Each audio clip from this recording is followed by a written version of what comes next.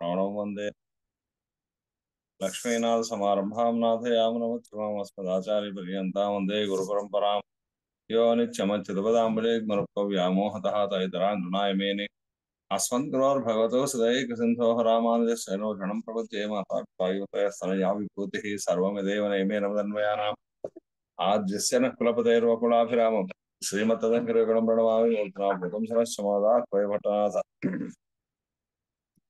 श्रीभक्तिसार कुलशेखर योगी वाहन भक्तांकरेण परकाल यतीन्द्र विश्रान श्रीमत्परांकुशमनं प्रणतो स्मरित्यं नाथ पंकजनेत्ररामे मुना वास्तव्यमाराधरान् योगीन्द्रं कुरकेश्चन्द्रजलधिं गोविन्द पुरादिभव भट्टार्य निगमान्त योग्यगताचार्यो सकृष्णद्वयो वन्दे माधव पद्मनाभसुवनः कोलेश देवादिपान् नमो वेदान्त वेद्याय जगन्मङ्गलहेतवे सेवाकप्ता सारापूतं पौनत्रयम् वेदांत वेद्यामृतमारिराशैर्वेदार्थ सारामृतपूरमग्रहमादाय वसन्तमहं प्रपद्ये कारुण्यपूर्णं कलवेदासं श्रीमत्कृष्ण समाह्वाय नमो यामनसुनवे यत्कटाक्षैकलक्षाणां सुलभश्रीधर सदा श्रीकृष्णपादपादाब्जे नमामि शिरसा सदा प्रसाद प्रभावेन सरसिद्धिरपौर्णमालोकाचार्याय गुरवे कृष्णपादस्वनवे संसार भोग संदष्ट जीव जीवातवे नमः श्रुचर्थ सारजनकं स्मृति बालमित्रं पद्मौल सद्भगवदङ्गिर पुराण पन्थुं ज्ञानाधराजमभ्यप्तराजमुद्राणिकं नमामि द्राविडां नाय हृदय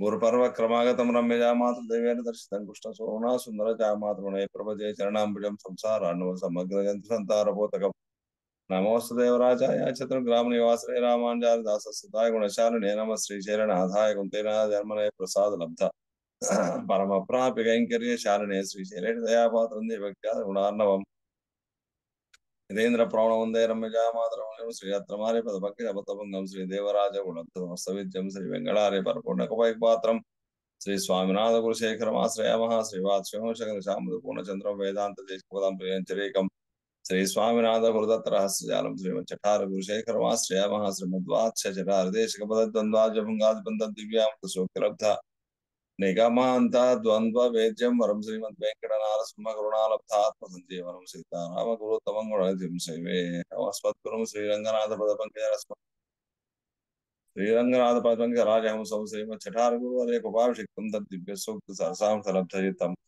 श्रीनाथसिंहं गुरुमाश्रयामः श्रीमदच्युत षठगोपयतिराजवरवर स्वाचार्येभ्यो नमः अखिल भागवतेभ्यो नमः भक्तामृतं विश्वजनानुमोदनं सर्वार्थदम् श्री षडगोपवाङ्मयं सहस्रशाखोपनिषत् समागमन्नमाम्यहम् திராவிட வேத சாகரம் திருவடுதிராளென்னும் தன் குருகோரென்னும் மரபினையவன் பருணலென்னும் மறுபறைகளந்தால் செய்தான் அடியனே எப்பொழுதும் சிந்தையா நெஞ்சே தெரிந்தோ மனத்தாலுமாயாலும் குருகோர் பேணுவினத்தாரை அல்லாதிரேந்தேன் தனத்தாலும் எதுவும் குறைவில்லை இந்த சிவகோபன் பாதங்கள் யாமுடைய 10 பிறங்கேட்டேன் ராமான் சுமிர்தன் வாய்ந்த மலர் பாதம் வணங்குகின்றேன் ஆய்ந்த பெரும் சீரார் சிவகோபன் சென்று தரிக்கும் வேறாத உள்ளம் பெற அந்திகடும் சோலை முதல் அரங்கள் ஒன் புகழ் மேலானது வேடுவரைகள் ஆயிரமும் ஏன் நமது அல்தாய் சிடகோபன் மயம்பால உணர்த்தாய் இராமான சென்மிக்க விரை நிறையும் மெய்யா அவை நிறையும் தக்க மிகுந்தரையாகி தொக்கேறும் ஊழ்வினையும் வாழ்வினையும் ஓதும் குறையர்கோ யாழி நிச்சை வேதத்தியல் ஆழ்வாரம் பெருமானா ஜிய திவ்ய திருவடைகளே சரணம் श्री जानकीरमण देशिक पाद भक्तंत दिव्यसुक्त सरसामृत चित्तवृत्तिं श्री नारसिंह परिपूर्ण कृपैक पात्रं श्री श्रीनिवास गुरुवर्यम अहं प्रपद्ये अडियनेक దాసోహములు భగవద్బంధువులారా కిలరులమై అనే తిరువాయుడిలో ఈరోజు 3వ పాశురం. మొదటి పాశురంలో ఈ వయస్సు ఉండగానే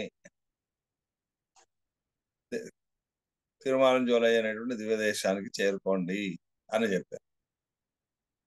రెండవ పాశ్రమంలోకి వచ్చేసరికి ఆ దివ్యదేశంలో ఉండేటువంటి ఆ పట్టణం ఏదైతుందో తిరుమాలంజోలై అనేటువంటి స్థానం ఏదైతుందో పట్టణము దాన్ని చేరుకోండే ప్రయోజనము అని చెప్పి ఇక 3వ పాశ్రంలో ఉద్దేశ్యத்துக்கு ఇదెల్లాం వేణుమో, ఉద్దేశ్యం అంటే ప్రాప్యం ఫలం అన్నమాట. మనం పరమాత్మ తిరుమాలంజోలై దివ్యదేశానికి చేరటమే గొప్ప ప్రయోజనము గొప్ప ఫలము అన్నారు కదా, కనుక అది ఉద్దేశ్యం. దానికి ఇదెల్లాం వేణుమో, ఇదంతా అవసరమా అంటే తిరుమల చేరడం కానీ అక్కడ ఉండేటువంటి శ్రీపతి ఆ స్థానాల్లో ఆ పట్టణాన్ని దర్శించుకోవడం కానీ ఎంత అవసరమా? తిరుమలయోడు చేరుంద అయన్ మలయై అడయవం అమై ఎనిగిరా. ఆ తిరుమాలింజోలయ్యనేటువంటిది పర్వతంతో చేరి ఉండేటువంటి పక్కన ఉండేటువంటి పర్వతాన్ని చేరుకున్నా చాలు. పర్వతాన్ని చేరుకోవడం కాదు, తిరుమాంజోలైనటువంటి దివ్య క్షేత్రాన్ని దర్శించుకోవడం కాదు, దాని పక్కన ఉండేటువంటి పర్వతాన్ని దర్శించుకున్నా చాలు అంట. ఎందుకు అంటే ఆ పర్వతం యొక్క సాన్నిధ్యం కదా దీనికి కూడా అంతటి ప్రభావం. మనకు 3వ పాశ్రమంలో కూడా పెరమళ దానికి అవసరమా వెంకటేశ్వర స్వామి దాకా, ఆ తిరుమలయే మనకు మోక్ష ప్రదానం చేస్తుంది, మన యొక్క ఆటంకములను తొలగించేటువంటిది అని మనకు 3వ పత్తులో 3వ తిరువామిడిలో కాలం వెళ్ళాం అనే దాంట్లో వస్తుంది. అట్లాగే ఇక్కడ కూడా ఈ తిరుమాలించోలై అనేటువంటి ఆ పర్వతానికి పక్కన ఉండేటువంటి పర్వతాన్ని చేరుకున్నా చాలు అంతటి ప్రయోజనము అని ఇందులో చెప్తూ ఉన్నారు. అనంతరం పరమ ఉదారన్ వర్తిరిక్కిర తిరుమలయోడు చేరుంద అయన్మలయై ప్రాపిక్కయే కార్యం ఎనిక. మిక్కిరి ఉదారుడైనటువంటి ఆ సుందరబాబు స్వామి వేంచేసి ఉన్నటువంటి తిరుమలయోడు చేరుంద ఆ పర్వతంతో చేరి ఉన్నటువంటి అయన్మలయై ప్రక్కన ఉండేటువంటి పర్వతాన్ని ప్రాపిక్కయే పొందడమే కార్యం చేయవలసినటువంటిది అని అంటున్నారు ఈ పాశ్రం. பயனல்ல செய்து பயனில்லை நெஞ்சே புயன் மழை வண்ணர் புரிந்து உரை கோயில் மயல் மிகு பொழில் சோழ் மாலிரும் சோலை அயன்மலை அடைவதோ அது கருமமே. நெஞ்சே நெஞ்சே ఓ మనసా పయనల్లా ప్రయోజన శూన్యమానవత్తై ఏ ప్రయోజనము లేనటువంటి కార్యములను చేసి పయన్ ప్రయోజనం ఇల్లై లేదు, ఉపయోగపడినటువంటి ప్రయోజనం లేనటువంటి ఫలాన్ని ఇవ్వనటువంటి పనులను చేస్తే ఏం ఫలం ఉంటుంది, ఏం ప్రయోజనం ఉంటుంది? ఏం ప్రయోజనం లేదు. పుయల్ తూరలు తుళియుమాను శినుకులు తుంపరలతో కూడిదున్నదైన మజై కాళమేఘం పోలే నల్లటి మేఘం వలె వన్నర్ జలస్థల విభాగమర వర్షిక్కుం స్వభావత్తయుడయవర్. ఇక్కడ పరమాత్మను వర్షించే మేఘంతో చెప్పారు. వర్షించే మేఘంతో పోలటంలో ఉద్దేశం ఏమిటి? ఆ మేఘమైతే ఎలాగైతే ఇది నీటి ప్రాంతము, ఇది భూమి ప్రాంతము, ఈ నీళ్లలో నీళ్లు మళ్ళీ వర్షం కురవాల్సినటువంటి అవసరం లేదు, ఈ భూమిపైనే కురవాలి అనేటువంటి తేడా లేదు. ఇది యోగ్యమైనటువంటి ప్రదేశము, ఇది పంటలకు అనుకూలమైనటువంటి ప్రదేశము, ఇది అడవులు, ఇది పర్వతాలు అనేటువంటి తేడా లేదు. కురిసేటువంటి సమయంలో అన్నిటిపైన సమానంగా కురుస్తుంది. అలాగే ఆ మేఘము ఎలాంటి స్వభావం కలిగిందో పరమాత్మ కూడా అలాంటి స్వభావం కలిగింది. అంటే ఏమిటి? ఆశ్రితులు అనాశ్రితులు అనేటువంటి తేడా లేకుండా, యోగ్యులు అయోగ్యులు అని తేడా లేకుండా అందరినీ కరుణించేటువంటి ఉదారమైనటువంటి స్వభావం కలిగిన వాడు కనుక మేఘంతో పోల్చారు. పుయిల్ మజై వన్నర్ కాళమేఘం పోలే జలస్థల విభాగమర, ఇది జలము ఇది స్థలము అనేటువంటి విభాగం లేకుండా వర్షించేటువంటి స్వభావత్తయుడయ్యవారు, స్వభావం కలిగినటువంటి వారు. పూరిందు అలాంటి స్వామిని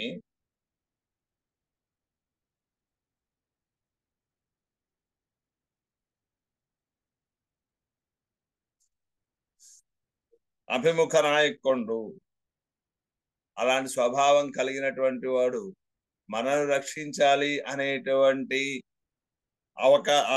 ఆశ కలిగినటువంటి వాడై వర్షం ఎలాగైతే నీటిని ఇస్తూ ఉన్నదో అలాగే మన మీద కృప అనే దానిని అనుగ్రహిస్తున్నటువంటి వాడు, అభిముఖ నాయకుడు, మనల్ని రక్షించేటువంటి స్వభావం కలిగిన వాడు అవుకుంటూ ఉరై నిత్య నివాసం పన్నహిరా, నిత్య నివాసం చేస్తూ ఉన్నారు, ఒకనాడు కూడా వదలకుండా అక్కడనే వేం చేసి ఉంటూ ఉన్నా కోయిల్ వాసస్థానం ఆ స్వామి ఒక క్షణం కూడా విడవకుండా ఉండేటువంటి నివాస స్థానము తిరుమాలింజోలై అనేటువంటి దివ్య దేశము. మయల్మిగు ఇంకా ఎలా ఉండదు అక్కడ, ఖండారెంజు కలంగంబడి దర్శనీయమాన పర్వతంపై దగ్గర ఉండేటువంటి ఆ తోటలను వర్ణిస్తుంది. ఎలా ఉన్నాయట, ఖండార నెంజు కలంగంబడి, దర్శించినటువంటి వారి యొక్క మనస్సంతా కూడా కలత చెందే ప్రకారముగా, అంటే కలత చెందడం అంటే భ్రమపడేట్టుగా దర్శనీయమాన అందమైనటువంటి పొజిల్ తోటలతో, షూజుంద చుట్టబడి ఉన్నటువంటి మాలిన్యంజోలై తిరుమలయ్యనుడయ, ఆ తిరుమాలింజోలై అనేటువంటి పర్వతం యొక్క అయల్ అరుహిన ప్రక్కన చేరి ఉన్నటువంటి మలయ్యై పర్వతాన్ని అడైవదువే అడైఘయ్యాహిర అదువే చేరుకోవటము అనేటువంటిదే కర్తవ్యం, స్వరూప ప్రాప్తం. కర్తవ్యం అంటే చేయవలసింది ఏమిటిది, స్వరూప ప్రాప్తం. మన స్వరూపానికి తగినటువంటిది ఏమిటి అంటే స్వామి ఏం చేసి ఉన్నటువంటి చోట ఉండి కైంకర్యం చేయటమే కదా. అందుకోసానికి ఆ స్వామి ఏం చేసి ఉన్నటువంటి పర్వతానికి ప్రక్కన ఉన్నటువంటి పర్వతాన్ని చేరుకోవటమే మనకు ప్రాప్తము, మన స్వరూపానికి తగినటువంటిది అని ఈ పాశ్రంలో చెప్తున్నారు. పయనల్ల చేదు పయనిల్లై నుంచే, మనసా ప్రయోజనములైనటువంటి క్రియలను చేయటం వల్ల ఏ ఫలము లేదు. பயனல்லவாகனை நைத்திருக்கிறது పరమపదత్తిలిరుప్పయం అల్లాద అవతారంగళయం. రెండు రకాలుగా చెప్తున్నారు. ఒకటి, ప్రయోజనము లేనివి అనివి దేని ప్రయోజనం లేనివిగా భావిస్తున్నారు అంటే పరమపదత్తిలిరుప్పై, పరమపదములో వేంచేసి ఉన్నటువంటి స్వామి యొక్క స్వరూపము మనకు ఉపయోగం కాదు. ఎందుకు ఉపయోగం కాదు, ప్రయోజనం లేదు అంటే అందరాని వాడు ఆయన పట్టుకునే ప్రయోజనము, కనపడడు కదా, దర్శించుకునేట్టుగా లేడు కదా, అది దూరమైనటువంటి దేశం చేత దూరమైనటువంటిది కనుక అలా పరమపదంలో ఉన్నటువంటి ఆయన్ని ఆశ్రయించడం వల్ల ప్రయోజనం లేదు. ఒకటి. అల్లాద అవతారంగళయం, మిగతా అవతారములు ఏ అవతారములు కావచ్చు, పరమపదంలో కాకుండా విభవావతారములన్నీ కూడా అలాంటివే కదా.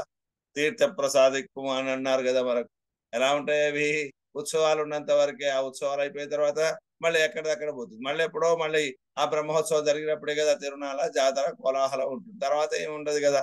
అలాగనే ఈ అవతారాలన్నీ కూడా ఏ ప్రయోజనాన్ని ఆశించి వచ్చినవో ఆ ప్రయోజనం నెరవేరగానే అవి అవతార సమాప్తి చెందుతాయి.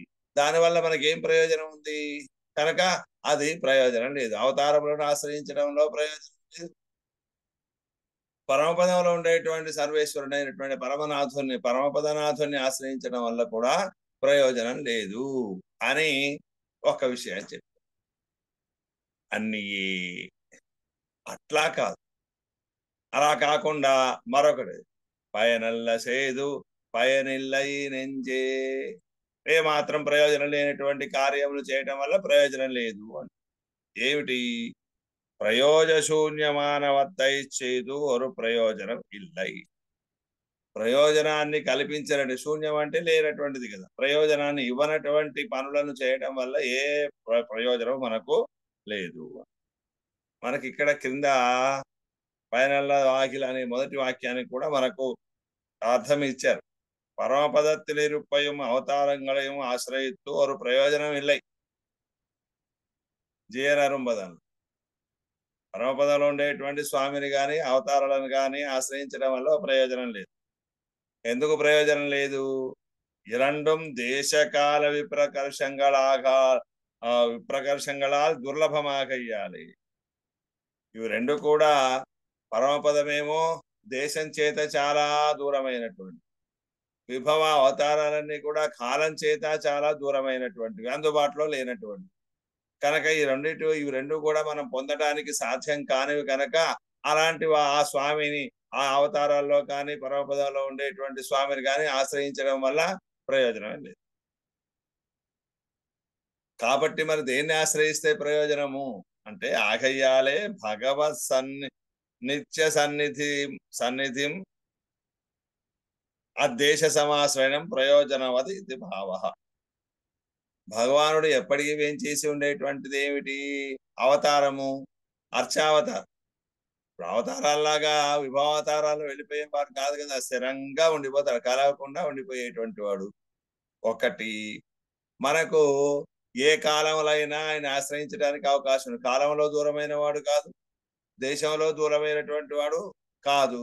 అందుచేత స్థిరంగా ఈ తిరుమలంజోలై పైన వేం చేసి ఉన్నటువంటి స్వామిని ఆశ్రయించడమే ప్రయోజనం తప్ప ఆ అవతారాల్లో వీటిలో ప్రయోజనం లేదు అన్నారు. ఇక రెండవసారి అన్ని అని రెండో చెప్పిన దానికి కూడా ప్రయోజన శూన్యమానవత్తై చేయదు అనే దానికి కూడా క్రింద అర్థం ఇచ్చాం. ఏమని? కామ్య కర్మంగళాన స్వర్గాది సాధనంగళై, కామ్యకర్మలు కోరుకొని చేసేటువంటివి అవేంటిది? స్వర్గమో లేకుంటే ఐశ్వర్యమో లేకుంటే సంపదనో లేకపోతే పుత్రులో ఇలాగ ఏవైతే కోరికలతో చేసేటువంటి పనులైతే ఉన్నాయో, యజ్ఞయాగాది క్రతువులు ఉన్నాయో, అలాంటి వాటి వల్ల ఏం ప్రయోజనం లేదు. అవి ఏమవుతాయి? సంసారవర్ధకమే అవుతాయి. ఎలా సంసారవర్ధకం అవుతాయి? ఇప్పుడు స్వర్గం కావాలని వెళ్ళాను, స్వర్గాన్ని అనుభవించాడు, పుణ్యం అయిపోయింది, మళ్ళీ వచ్చాడు, మిగిలినటువంటి కర్మఫలంగా మళ్ళీ ఏమవుతాడు? మళ్ళీ మానవుడే జన్మించవలసినటువంటి స్థితి లేదు కదా. ఆ కర్మశేషం వల్ల వేరేగా జన్మించవచ్చు. జన్మిస్తే ఏమవుతుంది? మళ్ళీ కర్మలు ఇవే జరిగిపోతుంది. పోనీ మనిషిగానే జన్మించాడు అనుకున్నా ఈ సమయంలో ఉండేటువంటి బుద్ధి ఆ సమయంలో ఉండకపోవచ్చు కదా. అప్పుడు లేకపోతే ఏమవుతుంది? భగవంతుడికి మరింత దూరమై చెడు పనులన్నీ చేసుకుంటూ ఉండి సంసారాన్ని పెంచుకోవడమే తప్ప సంసారం తుంచుకోవడం అనేది లేదు కదా. అందువల్ల స్వర్గము మొదలుగా కలిగేటువంటి ప్రయోజనమును పొందడం కోసం అని ఆశించి చేసేటువంటి ఏ క్రియలైతున్నాయో వాటి వల్ల మనకు ఆత్మకు ఏమి ప్రయోజనము లేదు, ஒரு பிரயோஜனம் இல்லை. செயலும் பலமும் இரண்டும் ప్రయోజనమావత్తదు ఆయిత్తదు తాం పత్తనే విషయం. మరి మీరు ఇవేద్దు రెండు ప్రయోజనం లేనివంటున్నారు కదా. మరి ప్రయోజనవంతమైన ఫలవంతమైనటువంటిది ఏమిటి అంటే శయలం క్రియలు, ఫలము ప్రయోజనం, ఇవి రెండు కూడా ప్రయోజనమాయిత్తదు. ఆ ప్రయోజనమాయిత్తు ఫలవంతమైనటువంటిది ప్రయోజనకరమైనటువంటిది తాం పత్తిన విషయం, తాము ఆశ్రయించినటువంటి విషయం. దేన్ని ఆశ్రయించారు వీరు? ఇతర ప్రయోజనములను ఆశ్రయించలేదు, ఇతర సాధనములను ఆశ్రయించారు. ఇతర సాధనములను కోరుకోవట్లేదు, అలాగే ఇతర ప్రయోజనములు కోరుకోవట్లేదు. రెండు ఎవరు అంటే పరమాత్మనే. ఉపేయములు రెండు పరమాత్మనే కదా. ఆ ఉపేయములు రెండు అయినటువంటి పరమాత్మను సుందరబాహు స్వామిని ఆశ్రయించడం అనేదే ప్రయోజనం. అందులో ఎక్కడో ఉండేటువంటి దూరంలో ఉండే స్వామి కానీ, పరమపదంలో ఉండే స్వామిని కానీ, అవతారాల్లో ఉండేటువంటి స్వామిని ఉండడం వల్ల ప్రయోజనం లేదు. ఎక్కడ ప్రయోజనం అంటే ఇక అర్చావతారంలో ఈ స్వామి ఏం చేస్తున్నటువంటిదే ప్రయోజనము. తాము ఆశ్రయించినటువంటి ఈ ఆశ్రయమే, ఈ అర్చావతారమే ప్రయోజనవంతమైనది అని. సుసుఖం కర్తం ఎన్నక్కడవది.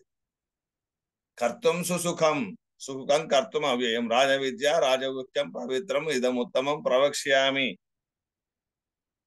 ప్రత్యక్షావగమం ధర్మ్యం సుసుఖం కర్తం అవ్యయం. పరమాత్మను ఆశ్రయించడం అనేటువంటిది ఎంత సులభమైంది అంటే అది రహస్యమైనటువంటిది, ఇది గుహ్యమైనటువంటిది, పవిత్రమైనటువంటిది.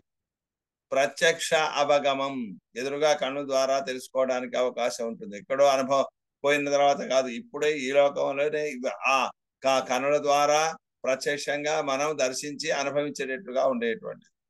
పోనీ కష్టం చేసేటప్పుడు ఏమైనా ఆ సాధనం కష్టమైందా అంటే కర్తం సుసుఖం, చేయడానికి చాలా సులభం అనేది అయినటువంటిది. అవ్యయం, ఆ చేసిన ఆశ్రయం అనేటువంటిది మాత్రం ఎప్పుడు కూడా నశించిపోదు. ఇప్పుడు ఫలం కాకపోయినా అదేమవుతుంది, మరో జన్మలో ఫలితాన్ని మనకు అందిస్తుంది. శుచీనాం శ్రీమతాం గృహే యోగ భ్రష్టో అభిజాయతే అని చెప్పారు కదా కృష్ణ పరమాత్మ. ఇప్పుడు పరమాత్మతో చేరి ఉండేటువంటి యోగం లభించినటువంటి వాడు మళ్ళీ జన్మలో ఎలా పుడతాడు? పవిత్రులు కలిగినటువంటి వాడు, శ్రీమంతుడైనటువంటి వాడు ఇంట్లో పుడతాడు. పవిత్రుడైనటువంటిది అంటే శుచీనాం అంటే ఏం పవిత్రత? ఇతరములైనటువంటి సాధనములను ప్రయోజనములను ఆశించకుండా ఉండుట శుచి కదా. ఈ జన్మలో సార్థకం ఎప్పుడవుతుంది? పరమాత్మను ఆశ్రయించడమే కదా. అందువల్ల ఏమిటి, ఇతర సాధనములు కానీ ఇతర ప్రయోజనములు కానీ ఆశించకుండా పరమాత్మనే ఉపాయోపయముగా ఆశ్రయించడం అనేటువంటి శుద్ధి. అలాంటి శుద్ధి కలిగినటువంటి వారింట్లో శ్రీమతం, శ్రీమంతుడు అంటే శాశ్వతమైనటువంటి శ్రీమంతం ఏమిటి? ఐశ్వర్యము, పరమాత్మ యొక్క కైంకర్యం చేయటమే. కనుక అలాంటి కైంకర్య నిష్ఠులైనటువంటి వారు ఇతర సాధనములు కానీ ఇతర ప్రయోజనం కానీ ఆశించకుండా పరమాత్మను పొందటమే ప్రయోజనంగా కలిగినటువంటి ఏ మహానుభావులు అయితే ఉంటారో అలాంటి వారి యొక్క గృహంలో జన్మిస్తారు. దానివల్ల ఏమవుతుంది? ఇతర ప్రయోజనాన్ని ఆశించడు, పరమాత్మని ఆశ్రయిస్తాడు. కనుక ఆ కర్మలు కూడా పరమాత్మ కైంకర్యమే చేస్తూ ఉంటాడు. దానివల్ల పరమాత్మను అనుగ్రహాన్ని, పరమాత్మ యొక్క అనుగ్రహాన్ని పొంది ముక్తిని పొందడానికి అవకాశం ఉంటుంది. కనుక ఈ స్థితి ఎలాంటిది అంటే సులభమైనటువంటి, సుసుఖం కర్తం అవ్యయం, కష్టమైనటువంటిది కాదు కదా. పురువధువం పుగై పూవే అన్నారు కదా. ఆశ్రయించడానికి ఏమిటి, ఏం పెట్టాలి? పరమాత్మను కనుక ఆశ్రయించారు. పర్వతరీశనై పాడి విరువధు మేవలురువి అనే తిరువాయిలో చెప్పారు కదా. పురివధువం పుగై పువ్వే సమర్పించి ఏం చేసింది? ఒక పొగ, ఒక పువ్వు అన్నారు. పువ్వులో తేడా లేదు. పొగ కనీసం ఏమని చెప్పారు అక్కడ మనకు? ఏదైనా ఇంత పొగ అయితే చాలు అన్నారు. చెత్తతోటి పొగ పెట్టినా చాలని. అంటే స్వామి అలా, స్వామి ఉద్దేశంలో అలా స్వీకరిస్తాడు. వీడు నాకు ధూపం వేశాడు కదా. మనం పవిత్రమైనటువంటిది, సుమంగళమైనటువంటివి, సువాసన కలిగిన వాటితోటి ధూపం ఇయ్యాలి. కానీ పరమాత్మ యొక్క స్వభావం ఏమిటి అంటే, వీడు నా కోసం ఈ పొగాన్ని ఇట్లా ధూపం వేశాడు కదా అని సంతోషిస్తాడు. ఆ పద్ధతిలో చెప్పినటువంటి. కనుక చేయడానికి సులభమైనటువంటిది, కష్టం లేనటువంటిది, శాశ్వతమైనటువంటి ప్రయోజనం ఇస్తుంది, చెడిపోగినటువంటిది అయినటువంటిది ఏమిటంటే భగవంతుని సమాశ్రయించటము. అది కనుక ఈ తిరుమాంజోలైలో ఉండేటువంటి అర్చా స్వామిని ఆశ్రయించడమే బలవంతమైనటువంటిది అని చెప్పి. சாதன தசையிலும் துக்க ரூபமாய் பலவேளையும் துக்க மிశ్రமாய் இருக்கிற స్వర్గ తత్సాధనంగళ యాయత్తు ఇవన్నీ నిర్ణయిக்கிறது. ఇక్కడ ప్రయోజనం లేనటువంటివి అని చెప్పడంలో వీరి యొక్క మనసులో ఉండేటువంటి భావన ఏమిటి అంటే, సాధన దశైలం దుఃఖ రూపమై ఆ స్వర్గాది ఫలములను పొందాలి అంటే ఎంత కష్టపడాలండి? అశ్వమేధ రాజులైతే అశ్వమేధాది యాగాలు చేశారు. ఋషులు అనుకోండి, అది ఆ పంచాకుల మధ్య నిలబడి, నీళ్లలో నిలబడి, వంటికాల మీద నిలబడి ఆ హఠ యోగాన్ని చేసుకుంటూ అన్నీ మానుకొని తపస్సు చేస్తున్నారు కదా. ఇంత కష్టపడాల్సినటువంటి అవసరం ఉందా? లేదు. కనుక సాధన దశలో దుఃఖంగా ఉండేటువంటిది కాదు ఇది. ఇదేమో ఇతరములైనటువంటివే దుఃఖ రూపంగా ఉండేటువంటి. ఫలవేళయం పోని ఇంత కష్టపడి శ్రమ కోర్చి సాధన చేసిన ఆ వచ్చే ఫలం ఎలా ఉంటుంది? ఫలవేళయం, ఫలం పొందేటువంటి సమయంలో కూడా దుఃఖ మిశ్రమాయిరిక్కిర, దుఃఖములతోటే కలిసి ఉన్నటువంటిదైన స్వర్గ తత్సాధనంగా యాయిత్తు ఇవర్ నిరైతిరుక్கிறது. స్వర్గాన్ని గురించి కానీ ఆ స్వర్గాన్ని పొందడానికి చేసేటువంటి సాధనములను ఇక్కడ వీరు ప్రయోజనములైనటువంటివి అని భావిస్తున్నారు. పయనల్ల చేదు పయనిల్లై అనటంలో ఉద్దేశం ఏమిటి అంటే, ఆ స్వర్గాది పురుషార్థములు పొందడానికి ఫలములు పొందడం వల్ల కానీ ఆ ఫలములు పొందడానికి చేసేటువంటి సాధనాల వల్ల ఏమీ ప్రయోజనము లేదు. కనుక అలాంటి పనులను మానుకో.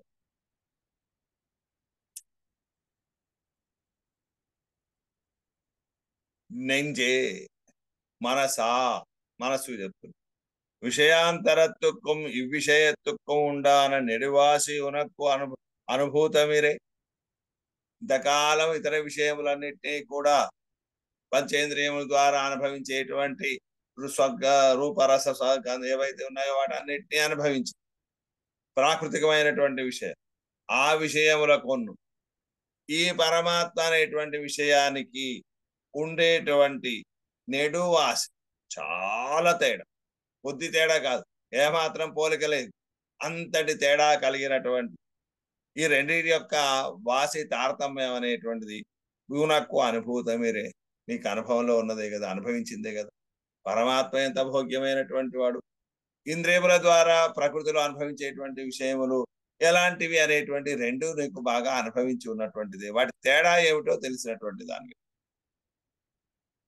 నెంజే మళ్ళీ సంబోధన బంధమోక్షంగా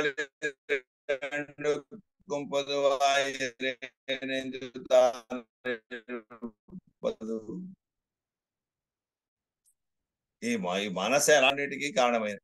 మన ఏవ మనుష్యానం కారణం బంధమోక్షయోహో, బంధమూలకు సంసార బంధానికి కానీ సంసారం నుంచి బయటపడడానికి కానీ కారణమైనటువంటిది ఏమిటి అంటే మన మనస్సే. మన విషయాసంగి బంధాయ విషయాసంగి, విషయముల యందు కనుక ఈ మనస్సు చేరిపోయి ఉంటే ఏమవుతుంది, బంధాయ సంసార బంధం కొరకే అవుతుంది. అలాగాక ముక్తి అయి నిర్విషయం, మన ముక్తి సంసారం నుంచి బయటపడాలి అంటే ఏం చేయాలి, ఈ విషయముల యందు మనస్సు లేనిదై ఉండు. నిర్విషయం అంటే అయితే ఆ విషయముల యొక్క అనుభవాన్ని లేకుండా ఉండేటువంటిది అయ్యి వాటిని వదిలి పరమాత్మను ఆశ్రయిస్తేనేమో మోక్షానికి కారణమవుతుంది. అలా కాకుండా ఈ విషయములందే ఆసక్తి అయిన కలిగినటువంటి మనస్సు ఉన్నట్టయితే అది సంసారానికి కారణమవుతుంది అని చెప్పారు కదా. కనుక ఇవి రెండు నువ్వు అనుభవించినటువంటి దానివి.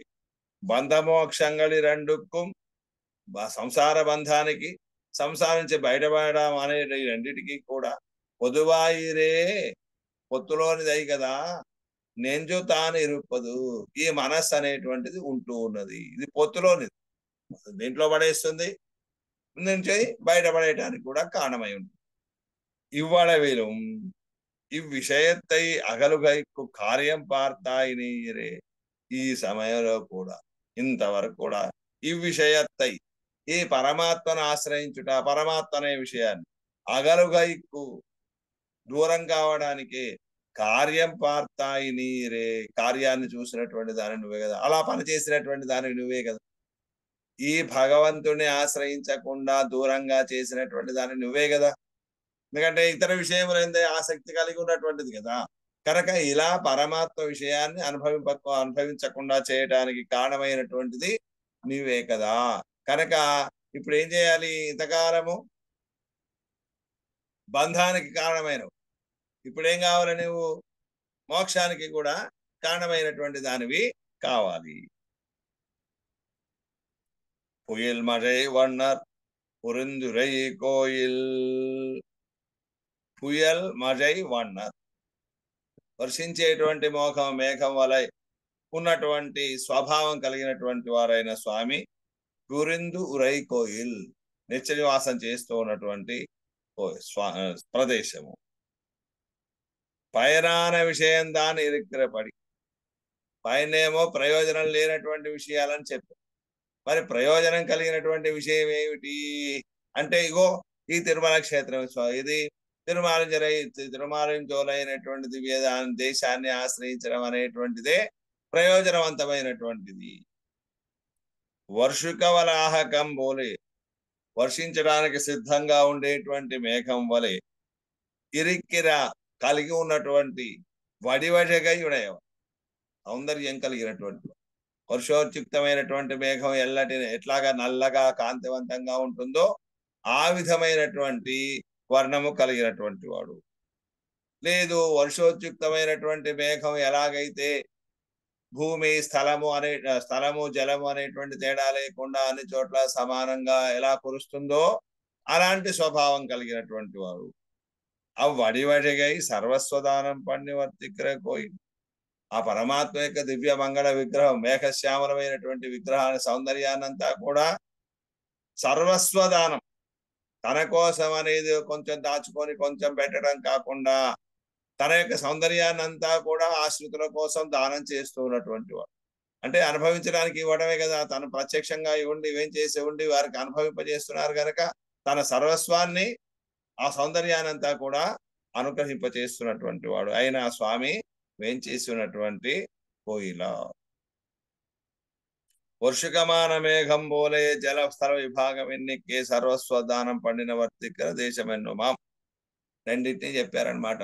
ఎందుకంటే వర్ణము అనే దానికి రెండు అర్థాలు ఉన్నాయి కదా, ఒకటి రంగు, మరొకటి స్వభావము అనేటువంటి అర్థము. కనుక మొదటనే ఏం చెప్పారు, మేఘం వంటి వర్ణము కలిగినటువంటి వాడు కనుక అలాంటి అందమైనటువంటి స్వరూపాన్ని అందరికీ కూడా అనుభవించేట్టుగా అనుగ్రహిస్తూ ఉన్నటువంటి వాడు అని ఒక అర్థం చెప్పారు. వర్ణం అనే దానికి స్వభావం అనేటువంటి అర్థం కనుక ఆ స్వభావం అనేటువంటి దానికి ఈ రెండవ వాక్యంలో చెప్తున్నారు. వర్షకమాన మేఘం బోలే, వర్షించేటువంటి మేఘం వలె జలస్థల విభాగం ఇన్నికే, ఇది జలము ఇది ఇది స్థలము అనేటువంటి విభాగం అనేటువంటిది లేకుండా, అంటే సముద్రం మీద కూడా వర్షం కురుస్తుందండి. దానివల్ల ప్రయోజనం ఏముంది, అక్కడ నీళ్ళే ఉన్నాయి కదా, నీళ్ళలో నీళ్లు కలిస్తే ఏమైనా ప్రయోజనమా? అయ్యో ఇక్కడ అవసరం లేదని ఊరుకోదు. భూమి మీద కురిస్తే ప్రయోజనం అని అక్కడ మాత్రమే కురుస్తుందా అంటే అలా కాదు, భూమి మీద కురుస్తుంది, నీరు అనేటువంటి తేడా లేకుండా అన్నిటి మీద కూడా సమానంగా కురిసేటువంటి మేఘం వలె సర్వస్వదానం పండి వర్తిక్కిరా, తనకున్నదంతా కూడా దానం చేస్తూ ఉన్నటువంటి దేశం ఆ స్వామి వేంచేసి ఉన్నటువంటి వాడు. అంటే ఏమిటి, ఉదారమైనటువంటి వాడు, తననే అనుగ్రహించేటువంటి వాడు. తనను కాకుండా ఇతరములైనటువంటి వాటిని కోరితే ఇవ్వడమే కాకుండా తనను కూడా అనుగ్రహించేటువంటి స్వభావం కలిగినటువంటి వాడు కనుక సర్వస్వదానం చేస్తున్నటువంటి ఆ పరమాత్మ వేంచేసి ఉన్నటువంటి ప్రదేశము అని చెప్పుకున్నా సరిపోతుంది. ఇత్తాల్ ఇట్లా చెప్పడం చేత తమకు ప్రాప్య ప్రాపకంగల్ ఒరువనే యా ఇరిక్కిరపడి, ప్రాప్యము ప్రాపకము ఒకడే అయి ఉన్నటువంటి వాడు. అంతే కదా, స్వామినే ఆశ్రయించడమే ప్రయోజనం అన్నారు, అదే ఫలం అని చెప్తున్నారు కదా. అందువల్ల ఏమవుతున్నది, రెండు కూడా ప్రాప్య ప్రాపకములు రెండు కూడా ఇగో తాను ఆశ్రయించినటువంటి ఈ తిరువారంజోలైనటువంటి దివ్య దేశమే అని చెబుతున్నారు. ఒరువనే ఆయిరిక్రపడి, ప్రాప్యము వేరు ప్రాపకము వేరు, ఫలము వేరు సాధనమేమి వేరు కాకుండా ఫలము సాధనము ఒకరే అయి ఉండుట. మయల్మిగు పొడిల్సు, ఇక ఆ తిరుమాలంజోలై అనేటువంటి క్షేత్రం ఎలా ఉంది, క్షేత్ర వైభవాన్ని చెప్పు. సోలై చెరివాలయ పుక్కార్కు ఇరుండు ఇరుక్కుం ఎన్నుదల్, ఒక అర్థాన్ని చెప్తున్నారు. ఏమిటి, భ్రాంతిని కలిగించేటువంటిది. సోలై చెరువాలే, దట్టంగా తోటలన్నీ కూడా దట్టంగా చేరి ఉండటం చేత పుక్కార్కు, అక్కడ ఆ తోటల్లో ప్రవేశించినటువంటి వారికి ఇరుండిరుక్కుం ఎన్నుదల్ ఏమవుతాయి, భ్రాంతిని కలిగించేట్టుగా ఉంటాయి, నల్లగా ఉండిపోతాయి. అంతేకాకుండా దర్శించుకున్న వారికి ఇక్కడ రెండు అంటే మనస్సులో భ్రమణ కలిగించడం. ఏమిటి అబ్బా ఇది నేను చూసిందేనా, ఇదేనా, ఎంత బాగుందని ఇంకొక విషయాన్ని తలుచుకోకుండా చేసి పిచ్చిని కలిగించేట్టుగా ఉంటుంది. ఎక్కడే ఉంటుంది పిచ్చివాడు కనుక ఒకే విషయాన్ని అలా చూస్తూ అలానే మర్చిపోయి ఉంటుంటాడు కదా, మనకి ఇంకో లోకం తెలియదు, అందులోనే పడి ఉంటాడు. అక్కడ ఏ విషయం కనపడుతుందో ఏమవుతుందో కానీ అలా ఎలాగైతే నిలబడిపోతాడో, ఈ సౌందర్యంగా ఉండేటువంటి తోటలను చూసినప్పటికీ కూడా వీడు భ్రమ కలిగి మోహంతో అలానే దర్శించుకుంటూ ఉండిపోయేట్టుగా ఉండే అందమైనటువంటి తోటలు అన్ని భోగ్యతా ప్రకర్షత్తాలేనంజ ఇరుళ పండు వెన్నుద. రెండు రకాల అర్థాలు చెప్పారు. మొదటి దాంట్లో ఇంకొక అర్థం ఏంటి అంటే, పుక్కార్కు ఇరండిక్కు, ఆ తోటలో ప్రవేశించినటువంటి వారందరికీ కూడా చీకటి. ఎందుకు, ఒక చెట్టు పైకి ఒక చెట్టు కొమ్మలు ఇలా దట్టంగా చేరి ఉండడం వల్ల సూర్యకిరణములు అనేటువంటి లోపలికి ప్రవేశించడానికి అవకాశం లేకుండా ఉంది. దాంతో లోపల ఎలా ఉంటుంది, మొత్తం చిమ్మ చీకటే కదా. కనుక చీకలు ఆ తోటలు దట్టంగా ఉండడం చేత మొత్తం అందులో ప్రవేశించిన వారికి ఏమీ కనిపించకుండా చీకటి కలిగించేట్టుగా ఉండేటువంటి తోటలు అని అంటే దట్టమైనటువంటివి అనే ప్రధానమైనటువంటి అర్థం అన్నమాట. లేదా భోగ్యత ప్రకర్షత్తాలు లేదు చాలా అందమైనటువంటివి సుందరమైనటువంటివి అనుభవిస్తుంటే ఇంకా అనుభవించేటువంటి కోరిక ప్రకర్షం అంటే అధిక మిక్కిలి భోగ్యమైనది అవటం చేత నెంజై ఇరుళప్పండు వెనుద మనస్సును కూడా చీకటి చేసేస్తుంది. మనస్సు చీకటి చేయడం అంటే ఏమిటి అంటే మనస్సుకు మరొక విషయం కనిపించకుండా ఉండదు. చీకటిలో ఇంకో వస్తువు కనిపించదు కదా, ఇంకో వస్తువు కనిపించదు. అట్లాగే మనస్సుకు ఈ తోట తప్ప మరొక విషయం కనిపించదు. అలా మనస్సును చేసేస్తుంది అనమాట. కనుక అలా మనస్సును ఆకర్షించి మోహాన్ని కలిగింపజేసేటువంటి అందమైనటువంటి తోటలతో నిండి ఉన్నటువంటిది. మాలిరం షోలై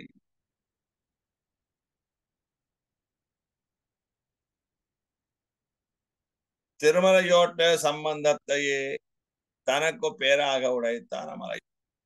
ఇక్కడ ఏమన్నారు ప్రవిష్టాన్ ఉన్మాదయద్భి అని వైకుంఠ గద్యంలో రామానుజాచార్య స్వామి వారు అనుగ్రహించినటువంటి ఆ వైకుంఠంలో ఉండేటువంటి తోటలు ఎలా ఉంటాయట అంటే ఆ ఉద్యానవనాలు అందులో ప్రవేశించినటువంటి వారందరినీ కూడా పిచ్చెక్కించేట్టుగా చేస్తారు.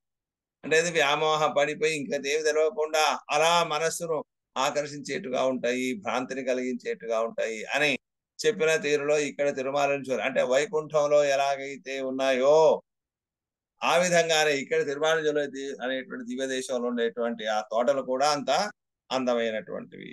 తిమిర నిభ ప్రభూత తరు షండమయం భ్రమదం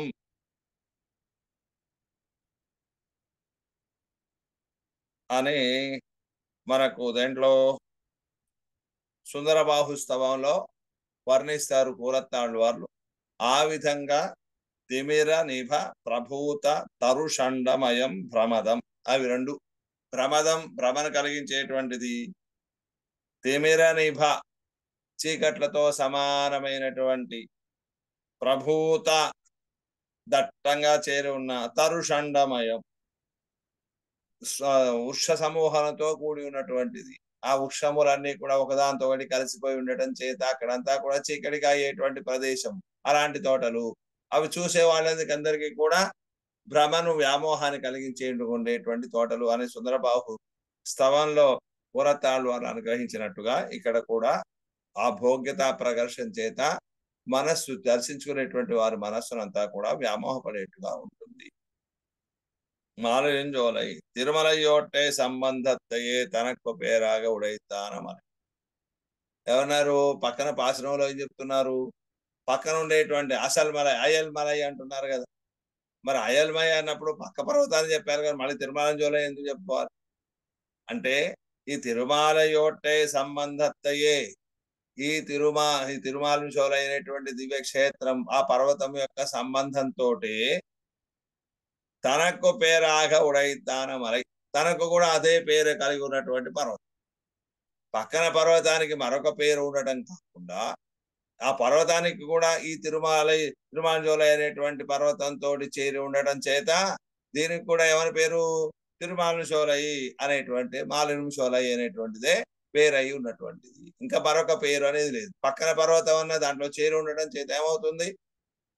అదే పేరు కలిగినటువంటిది. అగస్త్య భ్రాత ఎన్నుమాపు. అదేమిటండి, పర్వతం పక్కన ఉంటే మరి దానికి ఒక పేరు ఉంటుంది కదా. ఇప్పుడు 7 కొండలు ఉన్నాయండి, 7 కొండల్లో ఒక్కొక్క పర్వతానికి ఒక్కొక్క పేరు ఉందా లేదా? మరి అట్లాగే ఇక్కడ కూడా తిరుమాంజోలైలో మరి పక్కన పర్వతం ఉంటే దానికి కూడా పేరు అనేది ఉండాలి కదా అంటే లేదు. అలా తిరుమల శివులతో సంబంధం కలిగి ఉన్నట్టు.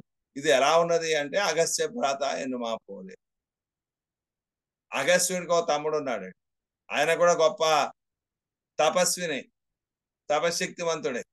కానీ ఆయన పేరేమిటి తెలియదు. ఎవరండి వీరు? అగస్త్య భ్రాత అంతే. అంటే ఆయన యొక్క ప్రసిద్ధమైనటువంటి పేరుతోనే ఆయన యొక్క తమ్ముడు కూడా ఎలా ప్రసిద్ధ అయ్యాడో లోకంలో అగస్త్య భ్రాత అని. ఆ విధంగానే ఇక్కడ ఈ పక్కన ఉండేటువంటి పర్వతం కూడా తిరుమాలుషోలై అనేటువంటి పర్వతం ఉండేటువంటి సంబంధం చేత తిరుమల సోదే పక్కన ఉండేటువంటి పర్వతం అనే పేరు వచ్చింది. అడైవదు కర్మమే. ఆ విధంగా పక్కన ఉండేటువంటి ఆ పర్వతాన్ని ఆశ్రయించడం కూడా చేయవలసినటువంటి పని. అదొన్నుమే కర్తవ్యం, అదొకటే చేయాల్సినటువంటిది. అల్లాదవై అడయ అకర్తవ్యం ఎనికిరా. మిగతావన్నీ కూడా చేయటం అనేది తగనివి. కర్తవ్యం అంటే చేయదగినవి, అకర్తవ్యం అంటే చేయకూడనటువంటివి, చేయరానటువంటివి. కనుక పైన చెప్పుకున్నారు కదా, పైనల్లై పైనల్లా పైనల్లా చేయదు పైనల్లే నుంచి అన్నారు కదా. ఆ ప్రయోజన శూన్యమైనటువంటి క్రియలు అన్నారు కదా. కనుక అవన్నీ నిష్ఫలమైనటువంటివి, చేయదగినటువంటివి కాదు, వదులుకోదగినటువంటి. చేయాల్సింది ఏమిటి అంటే, ఇగో ఈ తిరుమాలంశలి అనేటువంటి పర్వతం పక్కన ఉన్న ఈ పర్వతాన్ని చేరడం కూడా మనం చేయవలసినటువంటిది, అదే ప్రాప్యమైనటువంటిది అని మనకు ఈ పాశ్రంలో తెలియజేశారనమాట. శ్రీమతే రామానుజాయ నమః. பயனல்ல செய்து பயனில்லை நெஞ்சே புயல் மழை வண்ணர் பொருந்துரே கோயில் மயன்மிகு பொழில் சோழ் மாலும் சோலை அயன்மலை அடைவது அது கர்மமே.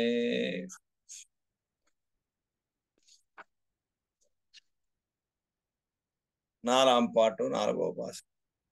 கர்மபந்தத்தை போக்கி ஆசிரிதரானவர்கள் அடிமை செய்து வாழ்க்கைக்கு இடாம்படி சர்வேஸ்வரன் வர்த்திக்கிற திருமலையை ஆசிரியிக்கையே சதுஷம் என்கிறார். కర్మ సంబంధத்தை పోక్కి, ఆశ్రితుల యొక్క ఉండేటువంటి కర్మబంధములు, పుణ్యపాప రూపమనేటువంటి కర్మబంధములు ఉన్నాయో వాటన్నిటినీ పోగొట్టి ఆశ్రితరానవరగల్ ఆశ్రయించినటువంటి వారు అడిమై செய்து వాడుగైకు ఈడాంబడి ఆ ఆశ్రయించినటువంటి వారు కర్మ ఫలాలు తొలగిపోతేనే కదా, ఈ కర్మలు తొలగిపోతే గాని భగవంతుని ఆశ్రయించడానికి అవకాశం కలదు.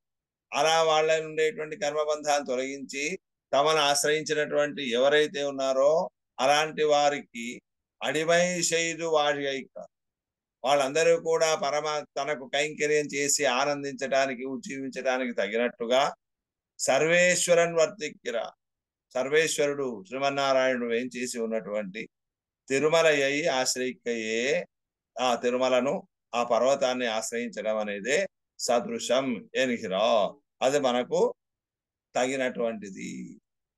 సదృశమైందంటే స్వరూపానికి తగినటువంటిది అని అంటారు. కనుక పరమాత్మని కదా ఆశ్రయించాల్సింది. ఆయన ఏం చేస్తున్నటువంటి ఆ పర్వతాన్ని ఆశ్రయించడమే మనకు స్వరూపము అంటుంది. అనంతరం తర్వాత ரக்ஷகனானவன் வர்த்திக்கிற பெரிய பொழில் சூழ்ந்த திருமலையை ஆசிரியக்கும் அதுவே చేయకడవ పడి ఎనిగిరారు. ఇందాకనేమో పక్కన ఉండేటువంటి పర్వతాన్ని ఆశ్రయించినా చాలు, అదే ప్రాప్యం అన్న. ఇప్పుడేమో స్వామి ఏం చేసినటువంటి పర్వతమే ఆశ్రయింపదగినది అని మనం చెప్తున్నాం.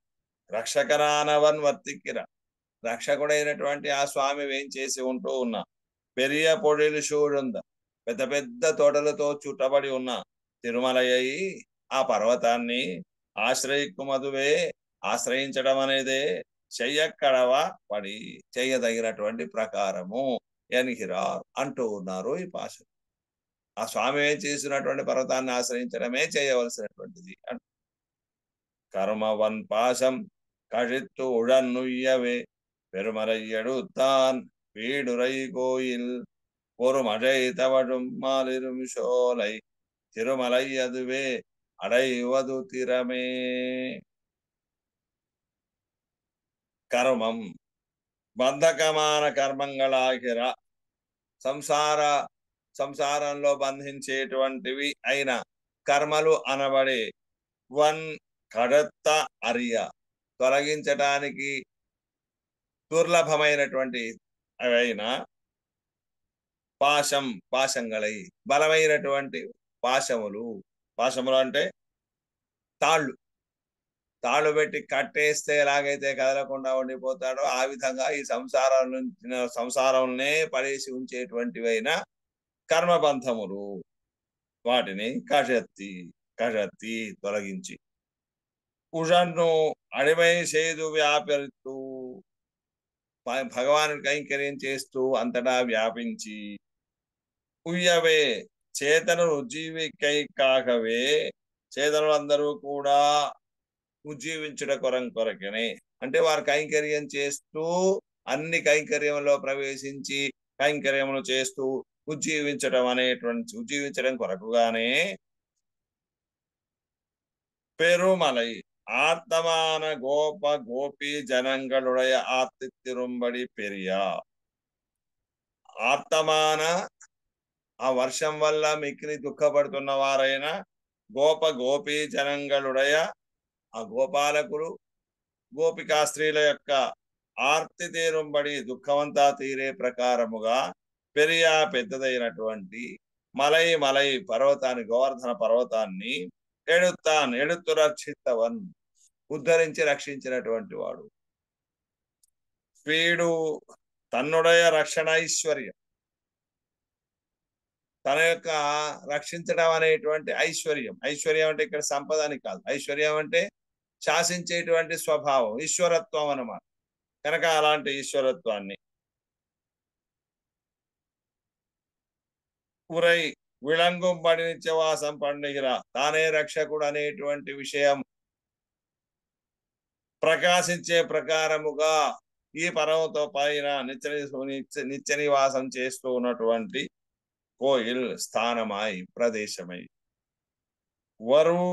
వర్షోన్ముఖమై వరిహిర వర్షించడానికి సిద్ధమై ఉన్ముఖమై అంటే పూనుకున్నటువంటి సిద్ధమై వస్తూ ఉన్న మజై మేఘములు తవడుంబడి ప్రాకే ప్రకారముగా మాల్ మిగవు ఇరుంద మిక్కిలి ఎత్తైనటువంటి పరంద విస్తారమైనటువంటి షోలై ఉడైతాన తోటలు కలిగినటువంటి ఎత్తైనటువంటివి వైశాల్యం కలిగినటువంటి తోటలతో కూడినదైనటువంటిదైన తిరుమలై అదువే తిరుమలై తన్నయే ఆ పర్వతాన్ని ఆశ్రయించడం పర్వతాన్ని అడైవదే చేరుకోవడం అనేదే తిరం చెయ్యుంబడి దాన్ని ఆశ్రయించడమే చేయవలసినటువంటి తీరు అంటే అదే మన యొక్క స్వరూపానికి తగినటువంటిది మాల్ ఉయర్తి ఇక్కడ మాల్ అనే దానికి మాల్ ఇరుంశోలై అన్నారు కదా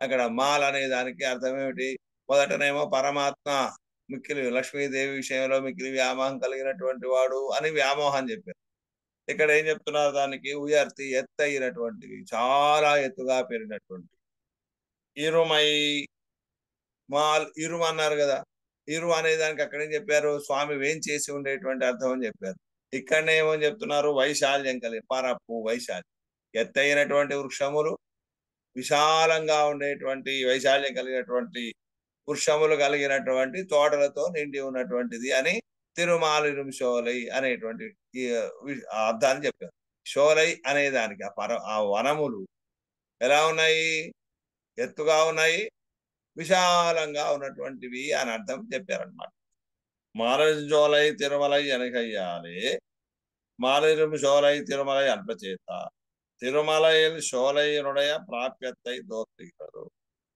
తిరుమలైల్ షోలై ఇక్కడ ఏం తెలియజేస్తున్నది అంటే తిరుమలై మాలిరుం షోలై తిరుమలై అన్నారు ఆ పర్వతంలో ఉండేటువంటి ఆ తోటలను చేరుకోవడమే ప్రాప్యము అని తిరుమలైల్ షోలైనుడయ ఆ కొండపైన ఉండేటువంటి తోటల యొక్క ప్రాప్యతై తోత్తుగిరదు అదే మనకు ప్రాప్యమైనది అనేటువంటి విషయము తోస్తూ ఉన్నది అంటే పర్వతాన్ని చెప్పారు కదా ఇంతకు మునుపే కనుక మళ్ళీ ఇక్కడ ఈ పర్వతాన్ని ఆశ్రయించడం చెప్పడంలో ఉద్దేశం ఏమై ఉంటుంది అంటే బహుశా అది ఇక్కడ చోటుగా మాలు ఇరుము అని చెప్పారు కదా చాలా ఎత్తైనటువంటి తోటలతో కూడి ఉన్నదని చెప్పారు కదా అందువల్ల ఆ పర్వతం పైన ఉండేటువంటి ఆ తోటలను చేరుకోవడం అనేటువంటిదే ప్రాప్యమైనటువంటిది అని చెప్పుకున్నా సరిపోతుందని తోస్తోంది అని వారు వ్యాఖ్యానించారు